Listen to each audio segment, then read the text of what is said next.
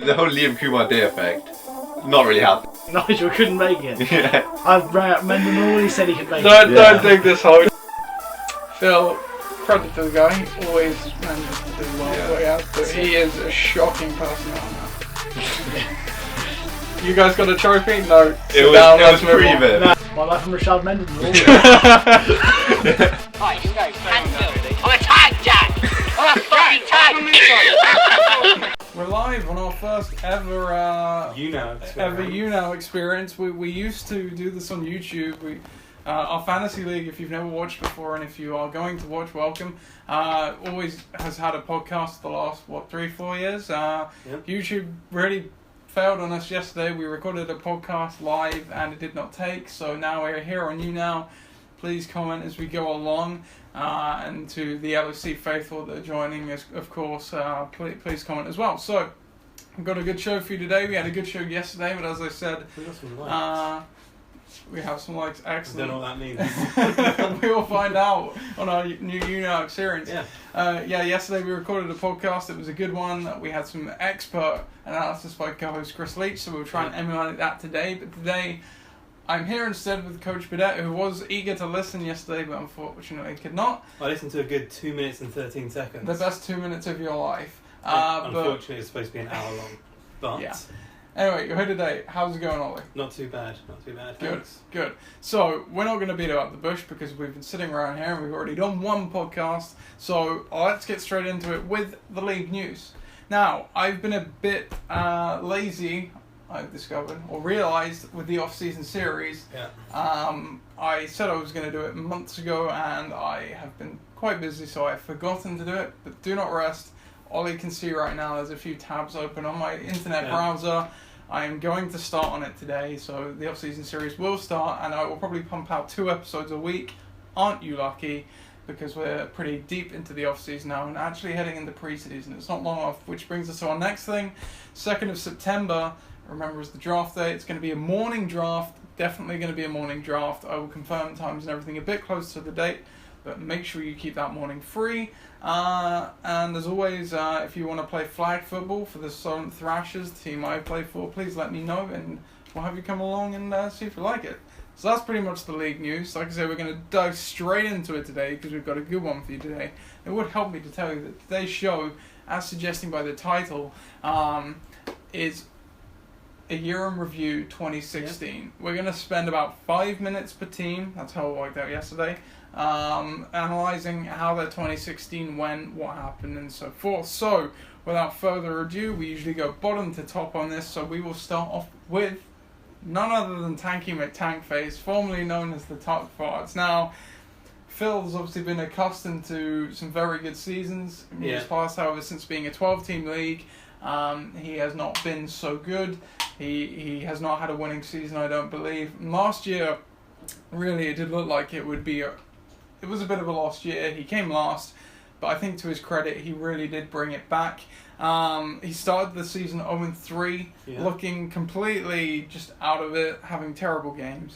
Then he picked up a few good games, 3 in a row, brought it back to 3-3, but then after that, he would only go on to win 2 more games the rest of the season. So he finished out, what would that be, 2-6. Well, what did you make of Phil's season?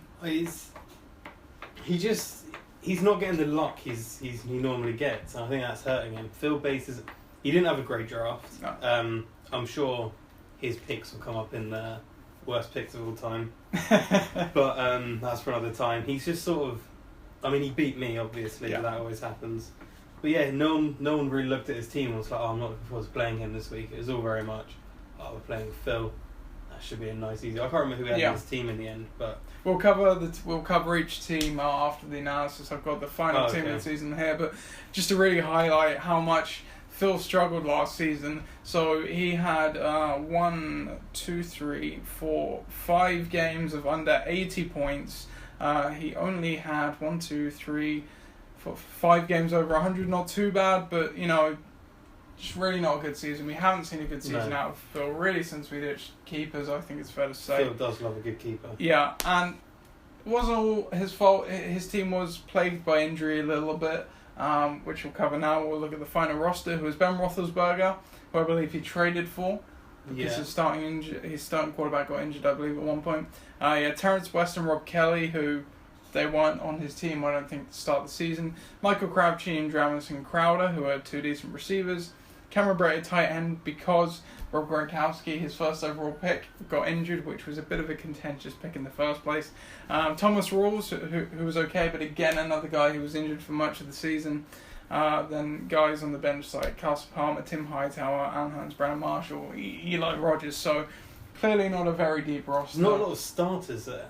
If you look through his starting lineup, Michael Crabtree is sort of, you could consider him a starter, but also you've got Amari Cooper's their number one in such.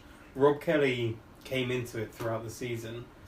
Terrence West, that was also another committee nightmare. Yep. Thomas Rawls, no one knows what Seattle do at running back. And it's just Jamison Crowder again, or he's number 2 there maybe. Yeah. And maybe 3 behind Garcon even. Yeah. He's not looking a lot of starters there, so when they play, they have their weeks, he put up good scores. But that was once every 4 weeks? Yeah. Which isn't really what you want when you're chasing glory. No. But hey, he finished bottom of the league, so I guess you can say the only way's up. But it's just as that. And our second to bottom team here, the other team in the Special Brew Bowl, I'm afraid to say was your team, Ollie. It was indeed. Not the best of seasons from you, and you've had, I think it's fair to say, a rough couple of years of late. The year before, I believe you only went 6-8 as well. Around there. This year, though, I think it's really fair to say your team was a lot better, but you just got, in parts, unlucky, and in some other parts, poor decision making in terms of who to start. We'll see. I was looking down yesterday, and you had many games of. I don't think you ever dropped. You only twice dropped below 80 points. One of those was 79, so not far off, and the other was 62 in the last game of the season. Other than that, you were really bouncing around the 90 point, 100 point mark pretty much every week of the season. Some of it was just unlucky. I'm looking down here. You had 1, 2, 3, 4, 5, 6, 7 games you lost where the team went over 100 points against you, which is crazy. Yeah. But again, you also yourself only got into that 100 bracket once, twice, 3, 4 times. So equally on the flip side, not as good. What did you make of your season? My whole season came down to possibly the worst coaching season that LOC has ever seen in terms of points left on the bench. I think it may have been a record, but it was just, that was it. Like, I threw off the 4-1, and then after that, that's when the decisions came, because my players got cut from their teams or got dropped, and after that, I won 1 game after that, and that was quite lucky, but everything else, I just played the wrong team. I was leaving about 20 to 30 points on the bench each week, and if you look at the margin of difference, I was losing by about 15 to 20 points each week, and the other team weren't leaving points on the bench. No, I was literally losing because, like we discussed in the podcast before, you and Pat supported the decisions I was even making. Yeah, and they're like, oh, this guy, will bring him in, he'll take all the reps. So it's sort of like, I'll take the blame for the decision making. Like, you've got to think that can't happen again. But it's the LOC. Yeah, and we'll look at your final roster of the season. It was a really good roster. Yeah. So you had Matt Ryan at quarterback, Ryan Matthews, who was good at times last season, Ty Montgomery, who was a nice pickup off the waiver, Julian Edelman, Odell Beckham Jr., 2 good receivers, Jason Witten. Tight end was a problem for many teams last season, so no trouble there. Spencer Ware was a great pick. Dak Prescott, good backup quarterback. Mark Ingram, again, had some really good weeks. Terrell Pryor, great pickup as well. Emmanuel Sanders, decent player. And Sammy Watkins, who obviously struggled with injury, but was good when he was on the field.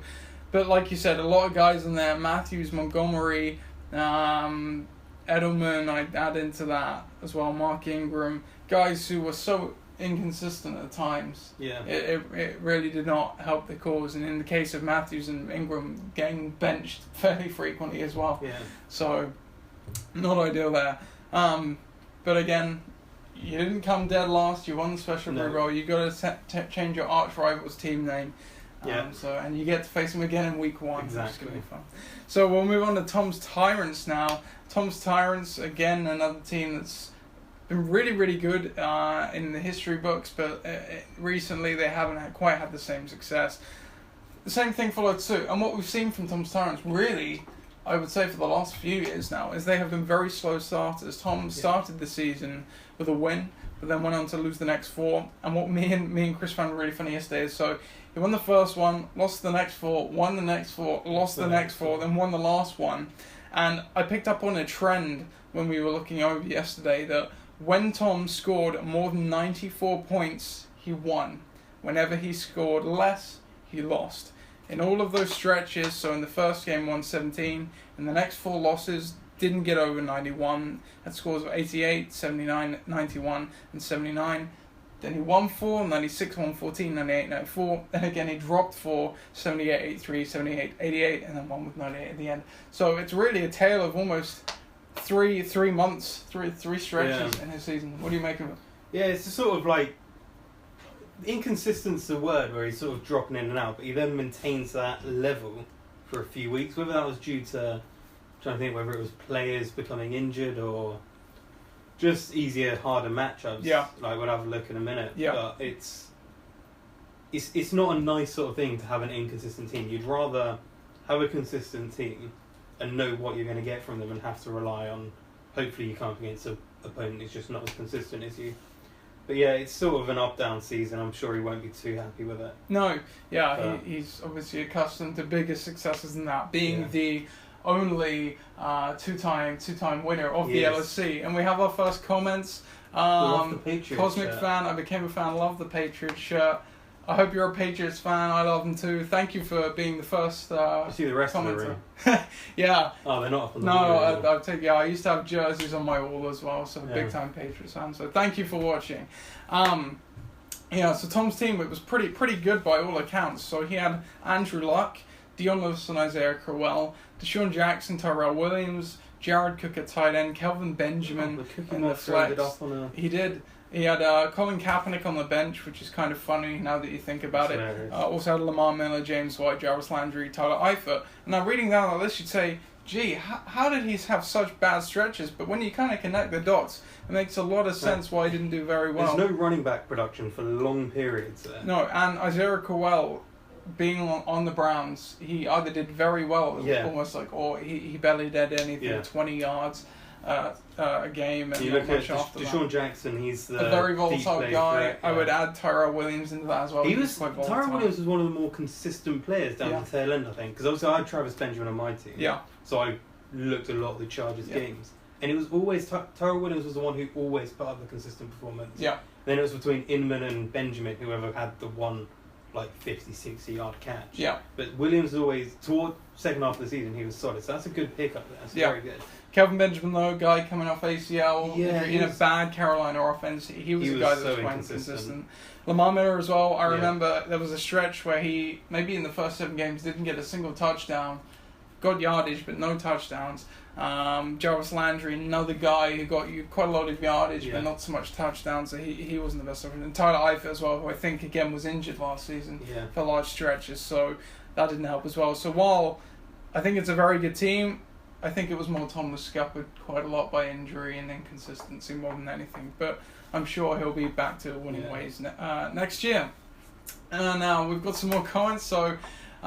this is where you can be hilarious and be like, we understand baseball, but none of us are wearing red socks. I understand baseball. I love baseball. I've got MLB TV, so maybe we should start our MLB fantasy league as well. Or maybe not. Dustin Pedroia is a legend, right? Cosmic fan. Love Dustin Pedroia. Right. And we've got Eamon Fakri. I became a fan as well. Glad to hear it. Glad you're enjoying the show. If you want to check our league out, we've been playing in a fantasy league together for, this is our 9th season now. We're based in the UK, playing since we were all in school together. LOC Fantasy on Twitter. LOC Films on YouTube. LOC Films on YouTube, well, we'll post this later. We've got 4 years worth of podcasts if you really want to go back and listen. And we've also got our league on the NFL Fantasy site. I'll maybe tweet that out later if you really do care that much about our fantasy league. And we have a flag game each year. We do. We could do it with some spectators. Yeah. But we'll get back to the show. So Forge Flyers, Chris, who did join us yesterday. Yeah. He was very, very chuffed with his last season. Now, Forge Flyers, the last few years, he has had some very tough years. He went 2-12 and 3-11. Last year, he went 6-8 more wins than he'd got in the last 2 years combined, so he was absolutely chuffed. And to be honest, for large stretches of the season, he really did look like a playoff team. Yeah. So he started off with a loss, got a win, then he went 1-2 over the next span, so he was sitting at 2-3 about week 5. Went on a 3-game slide. I think that period where he had some injury problems. To take it down to 2-6. But then he won 2 and unfortunately lost the next 3 and then finished up with a win, finishing up at 6-8. But by no means a bad season, because you look here, he's had a lot of good score lines. He, 80 points in the first week, 112, 87, 103, 91, a close win, 91-90 that week. So he was one of those teams. I don't think he ever dipped below 80 looking here. Ultra consistent team. He was really, really good. But it just didn't fall for him. What do you make of the season? Yeah, he seemed to play teams when they had their week of the season, which basically sort of, you can't do anything about that. I think everyone in the league's had that 1 year where they've played everybody when they seem to score 120 points. And you just can't do anything about it. And I can imagine it's very frustrating for Chris this year. And I'll add to that. Chris made the point yesterday that, this season he had so many points conceded against him. Yeah. Saying right now that he didn't score less than 80 points, I think looking down, I'm not seeing a team. There was one team that scored less than 80 points against him as well. So he had a lot of teams scored against him. And that's how it goes sometimes in fantasy, A lot of years, and we'll come on to that when we analyse one particular team later on who's been quite fortunate in the last few years with the points against them, and they've had a lot of success. While that's completely obviously not in their control, it does not take away the fact it is a huge factor. Yeah. And Chris, by all accounts, had a better season, and he's on to better and greater things. We'll just read your comments in a second, but we'll just finish up recapping Chris's team.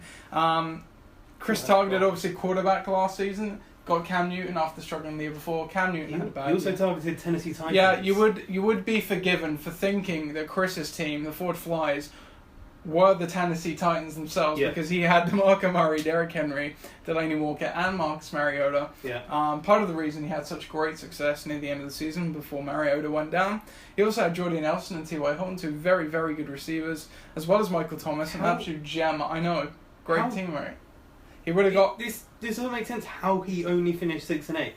That is one of the better teams I've seen in running back. Running back's a weak issue, I guess, because... Yeah, so he had DeMarco Murray. Derrick Henry was on Cash for Gold's team for a lot of the season. If you're looking through, he doesn't really have that running back. He was torn around with the Vikings. Well, he had Adrian Peterson at the start, who obviously got injured. AP had a great season, 90 yards off 30 carries. So it's almost a tale of what could have been for Chris.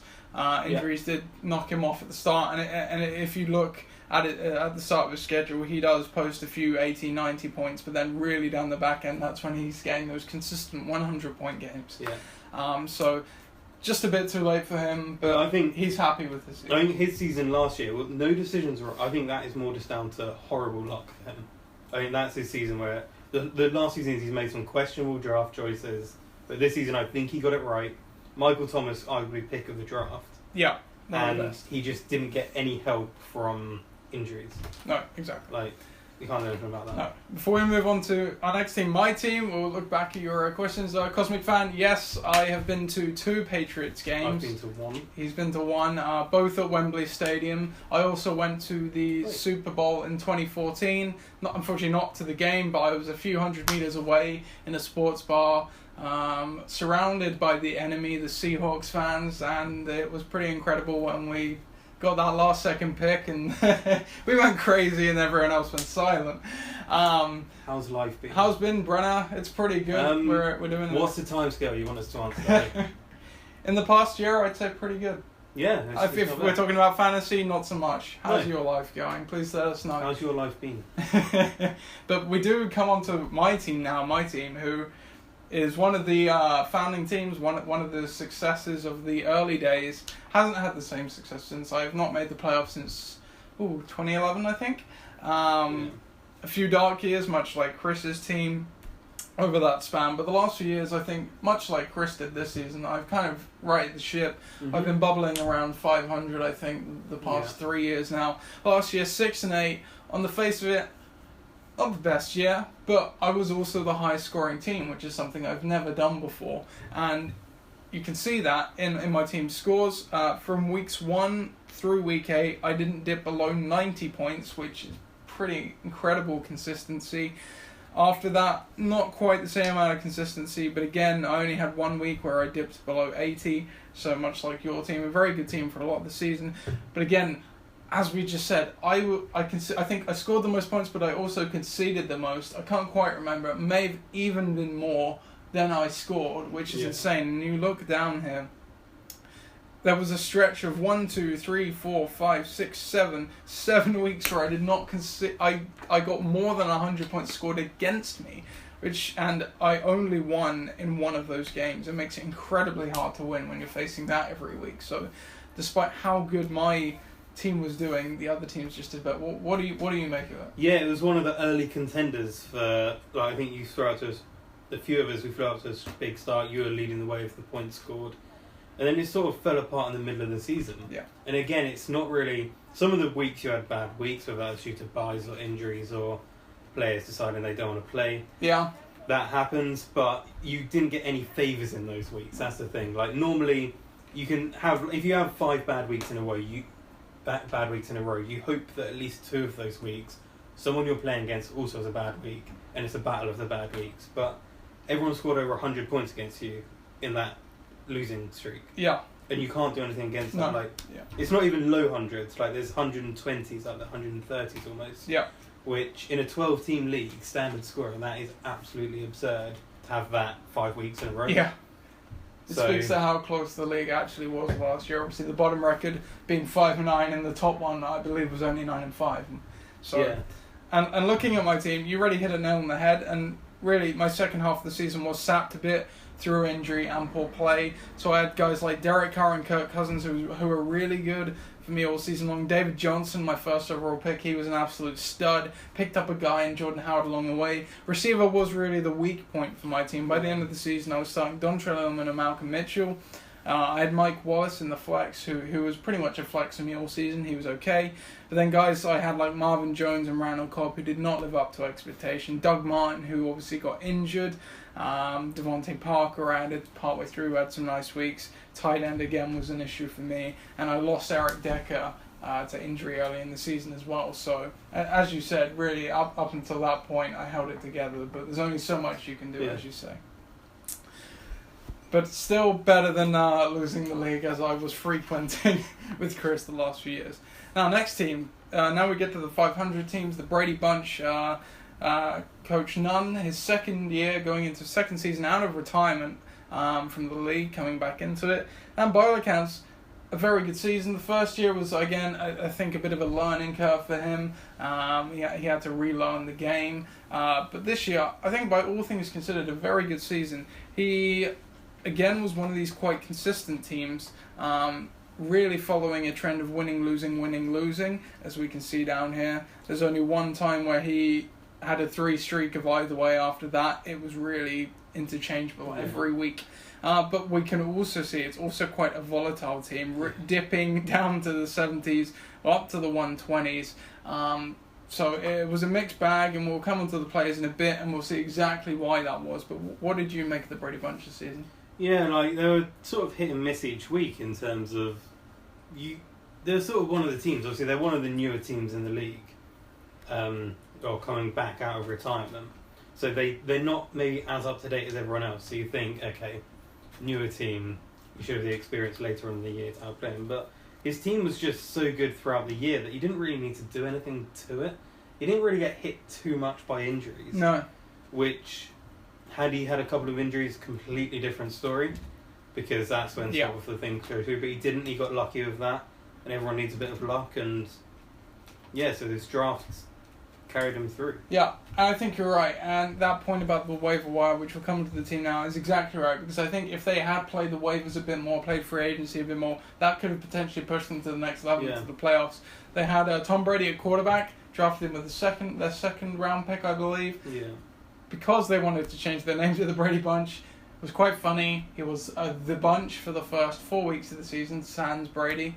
He also had Carlos Hyde, who was quite inconsistent at times. J.J., who He was really good. He had some 3 200-yard games in the end, I think it was. So that speaks to two of them against the Bills, I believe. Two of them against the Bills. I think you're right. Against Rex Ryan, no less, which is hilarious. Yeah, so he was quite up and down. Antonio Brown is absolute stalwart at receiver. Sterling Shepard, who had some good weeks. Yeah. Some not so good. Travis Kelce, he was a good top tight end. Top tight end.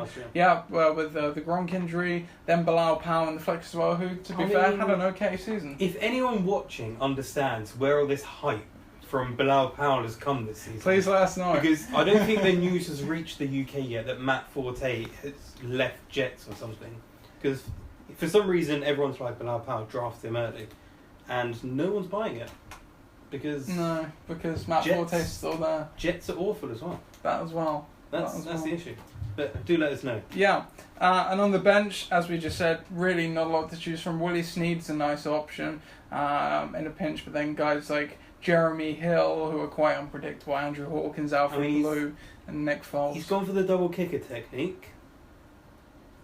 I mean, whatever floats your boat. Hey, in the LOC, lots of people do crazy stuff, but somehow still manage to win. So we're nearing the playoff teams now. We're up to 8-6 in the records with my dad's team. My dad also plays in the league with us. Bare Necessities. Again, another team that had success at the start of the league. They won the first year, nearly going undefeated. They went 15-1, made the playoffs the year after that, and I think they've made the playoffs a couple of times in the last few years, at least once. But really, the high-powered Bare Necessities of old have not come out of hibernation, so to speak. No. Last season, though, good season. Bit of a different tempo change for them.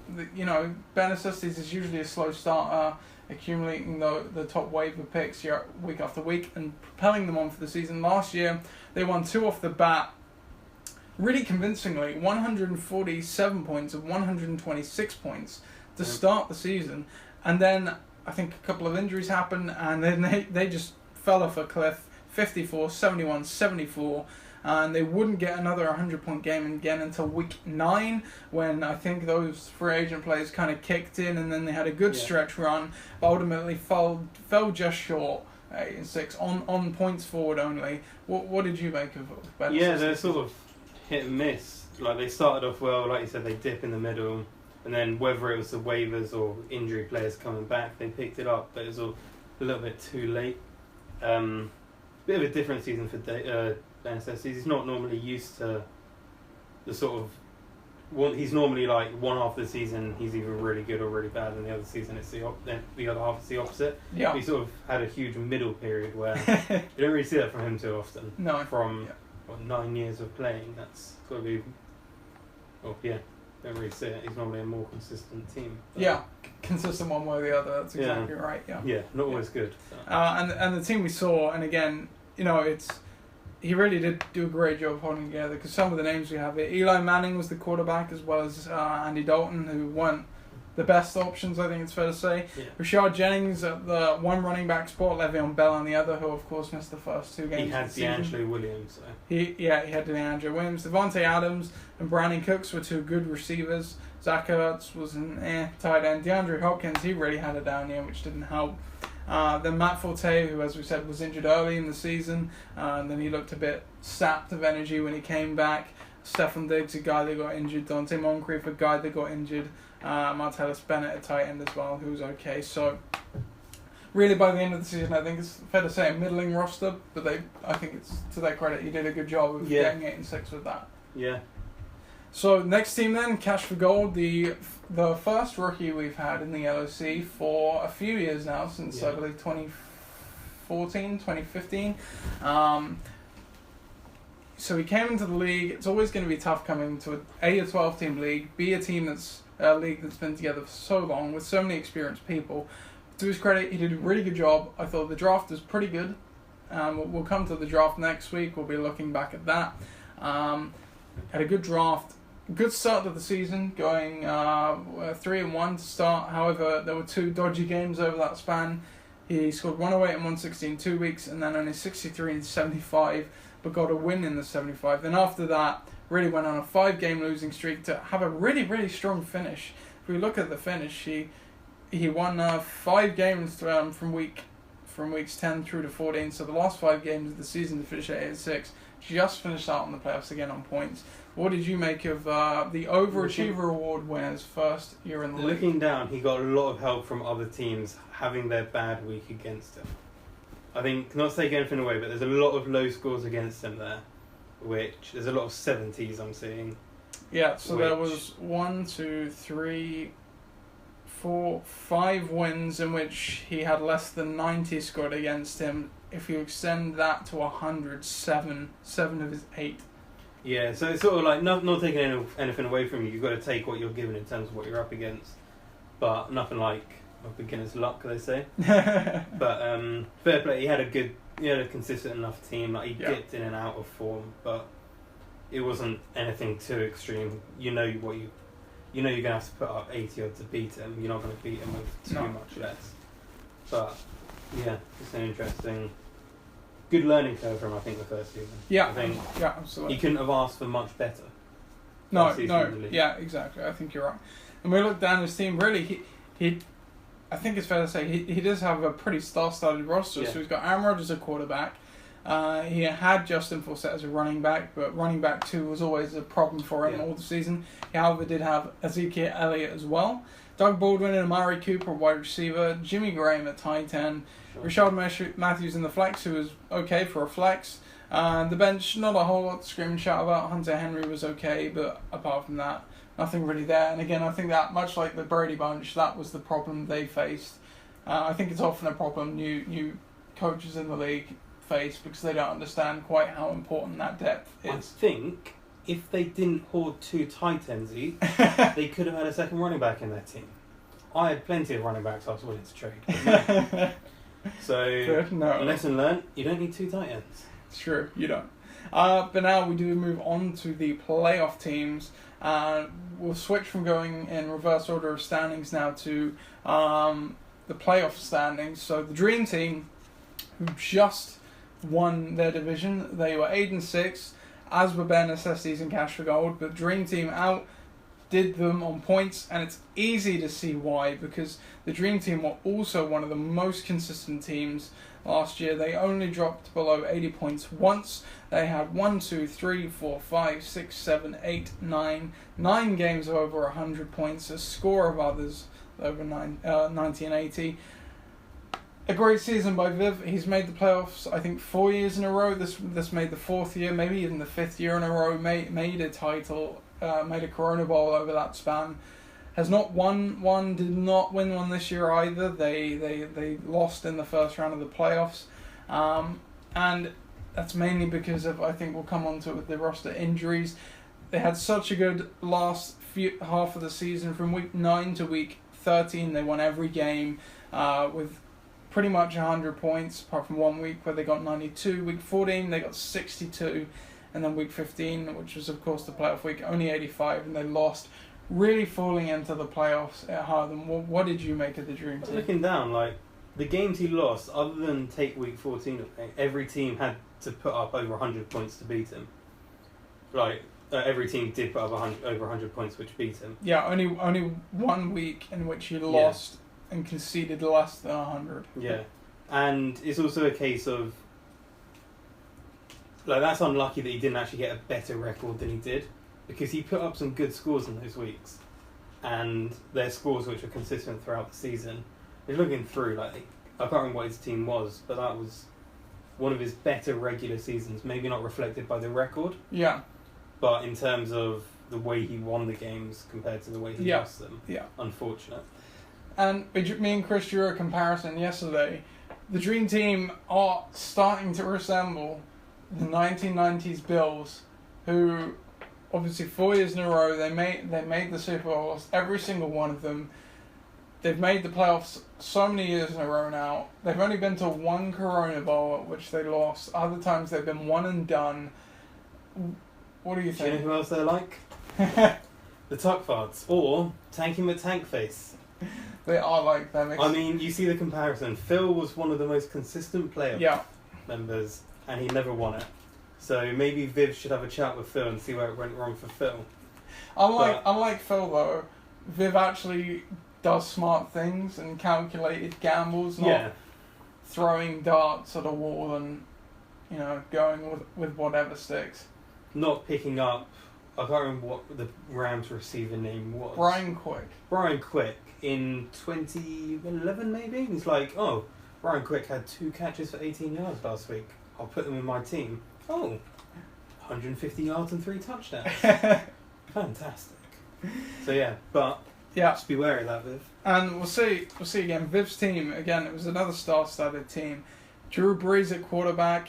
Latavius Murray, who had a pretty good year at running back. With Charles Sims, I think he lost his second running back. I can't remember who it was, but I think he lost his second running back just before the playoffs. Des Bryant at receiver. Adam Thielen as well, who, again, I don't think he was... He's got Julio Jones as his second receiver who's in the flex. Greg Olsen, good tight end, and on the bench. Not a lot of options, but again, I think that's just the attrition of the season. This team was definitely a winner throughout the year, so it was unfortunate for Viv to not go on, but it happens to the best of us. Now we go on to Pakistan, who really had I think this was his second full year in charge, third year in the league. He was an offensive coordinator on his first team. Then he got his own team in 2015. And 2016 really was his breakthrough year. He was leading the league pretty much the whole way, and he just had a tremendous season. Lost the first 2 games, but then he went on a stretch of from weeks 3 to 10. He won every single game, getting it to 8-2, but then really did fade down the stretch due to injury or whatnot. He would only go on to win one more game through to the end of the season. He played Ikenan in week 14, only got 58 points that week. Played them again in week 15, lost again, was out of the playoffs. So really sad end to the season, but from really what was a great season. What did you make of that season? Yeah, the injuries ruined him at the end of the season. He rode a few key players, which every team does, and those players went down, and it's not what you want, but it happens. He had a few close wins in there, looking through. Some very close wins, which, like the Ford Flyers one, I remember watching that, where he won by a yard. Then he beat me by about 3 yards at the end of the season. Yeah. But it makes up for the fact that he had a very unfortunate week 1, where he needed Gurley and Brown to combine for like 4 points, and they got nothing. So he had not a lucky season, not unlucky season overall. I think the luck sort of balanced out. Very consistent through those weeks 3 to 10. But as you'll see what his team is, you'll see where the injuries hit and which players. Yeah, and Chris made the point as well. Coach Allen really is an up-and-comer in the LOC. It's going to be interesting to see what he does this season, whether he builds upon that or if it was maybe the blip. We don't know. We'll have to see, but definitely a great year. And the team, he had Phillip Rivers and Jameis Winston rotating at quarterback, a good pairing. Jonathan Stewart, a running back. Melvin Gordon was his full-time starter, but obviously he got injured. Golden Tate, Mike Evans at receiver, which is not a bad combo. He drafted Allen Robinson, who did not pan out, it's fair to say, but that really wasn't due to his fault. Eric Ebron at tight end was okay. Todd Gurley was a bit of a disappointment, but he had an okay year, I suppose. Tevin Coleman as well, he was a good option. Kenneth Dixon as well in a few games. So a really good team. Definitely was better than this at one point in the season. The Melvin Gordon injury was the big one. Pat rode him a lot throughout the season, and it sort of just hurt him when he went down, because he had Rivers at quarterback, and it impacted him as a quarterback as well. Yeah. So it hit him on so many levels, not just that. And that's what I'm saying. It takes one injury to cost you a season, and sure does. Pat managed to show that one last year. Yeah. Now we finally get to the Corona Bowl teams. The 2 teams that made it to Corona Bowl 8 were the same 2 that made it to Corona Bowl 7. ADRZ was the champion going into the Corona Bowl last season. He had a good season the previous year.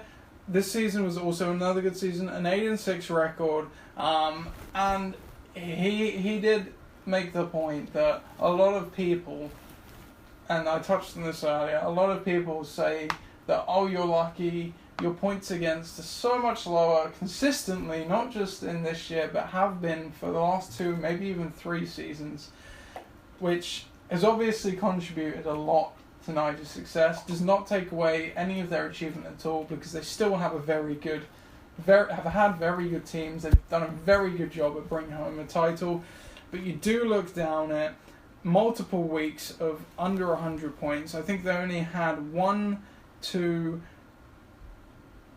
3 weeks. Am I counting that right? 1, 2, 3 weeks of when they had 100 points conceded against them.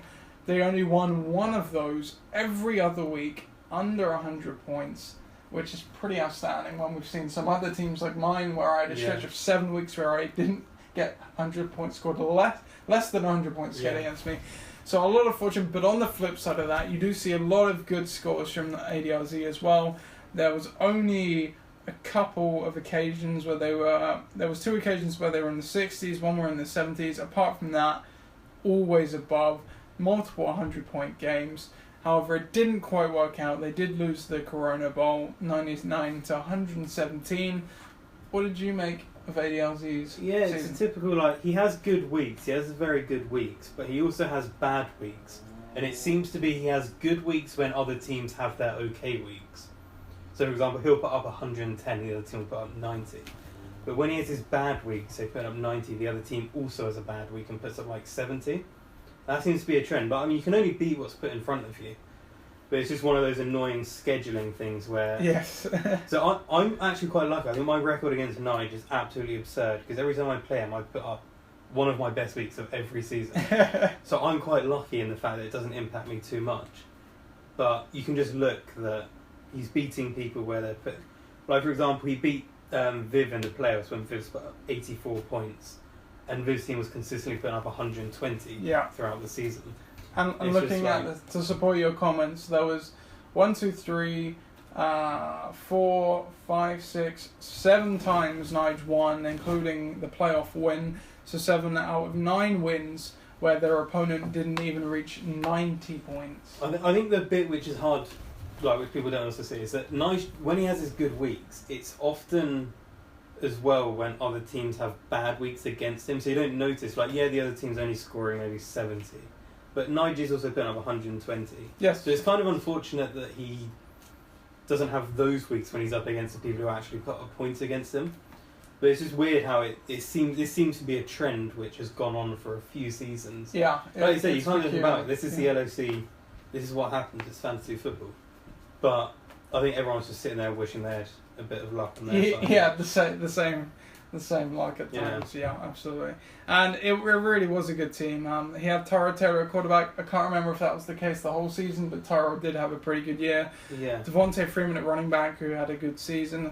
Darren Sproles was okay, but I don't think he was his main running. He had Giovanni Bernard and Theo Riddick as well, but Bernard obviously got injured.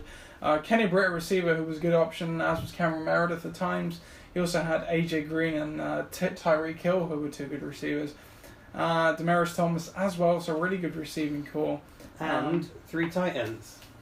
Because he did have Jordan Reed at one point as well, but obviously he also got injured. Yeah. So, sad finish, but they've already got a title, so they can't be too beat up. No. Now we do get to the champion, and really it's, in a way, a similar story to ADRZ, but in a more spectacular fashion, because Iknan got to the final last year.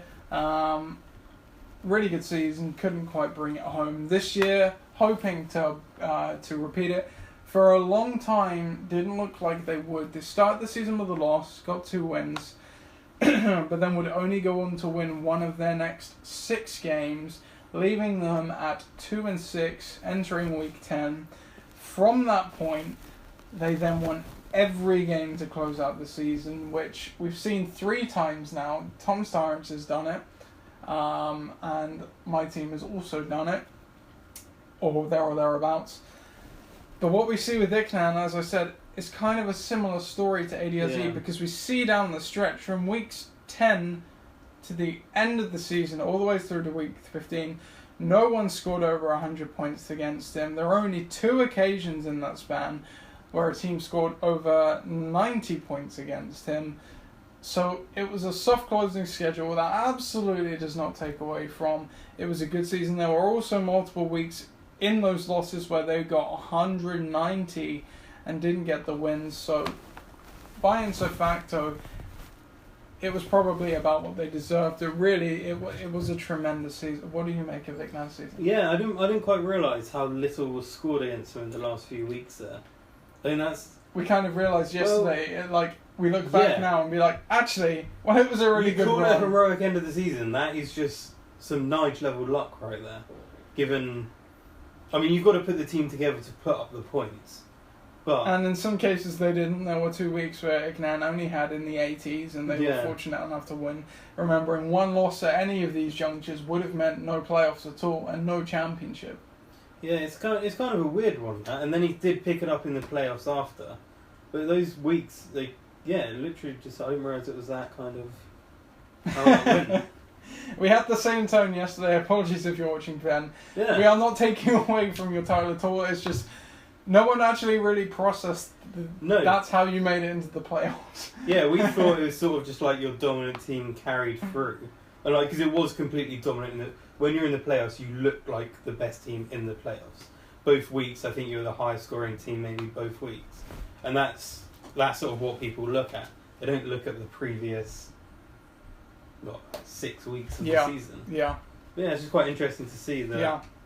And to be fair as well, the team was really good all season long. I think they avoided injuries a bit better than most. They did have their own though. So they had Russell Wilson at quarterback, who a bit of a down year, but he still had a very good year.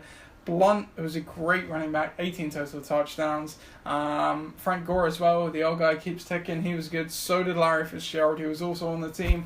Alshon Jeffrey was a good option when he was available, but of course he was injured. LaShawn McCoy, great option at running back as well. He also had Steve Smith, who was good before he went down. Matt Stafford is another quarterback. Pierre Garçon as well. He also had Jamal Charles, who of course got injured, so that stung, but overcame that. So really did actually have quite a few injuries and did quite well to finish up with the title, I think it's fair to say. And so that is the 2016 review in 5 minutes or less per each team, and we did it a bit quicker today. Yeah. Sadly, as I said, not the expert analysis we had of Chris yesterday, but still a good show.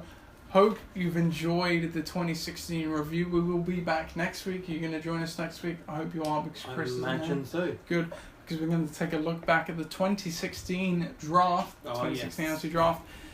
Absolute always a funny show, because there are terrible picks when you look back on hindsight. Yeah. And that will be the last week we look back on the 2016 season, because from after that drafts are coming. We will be looking at 2017 only.